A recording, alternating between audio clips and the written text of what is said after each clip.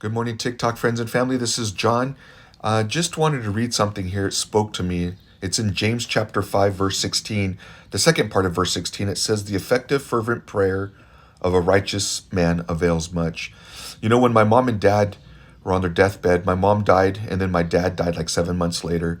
And I remember standing next to their bed, and when they passed away, I remember thinking of the shame that I had brought to their name because of the things that I had done in the past.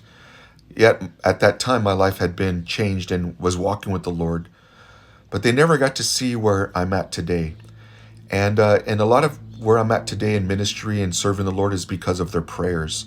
And it's an encouragement for us to continue to pray for our children, to never give up in praying for them.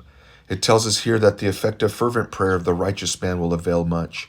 So my encouragement is don't give up on praying on your children. Your children may be away, they may be a prodigal, they may be young, but we're to pray for our children because maybe we won't see it in our time, but one day, as Proverbs chapter 22, verse 6 says, train up a child in the ways of the Lord, and when he was older, he shall not depart from it.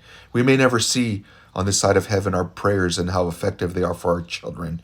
We may go on into eternity, but not know that the fruit of our prayers for our children will bring them to the place in following the Lord. I'm a testimony of my parents' prayer, as I've shared before, of many years of drug addiction and that lifestyle. I broke my parents' heart. I would break my mom's heart. I'd break my dad's heart. But they never gave up praying for me. And of course, it's the power of the Holy Spirit and through Jesus Christ is where I'm at today. But it's also a lot of it has to do with their prayer and what they've and the many hours and countless times they prayed for me.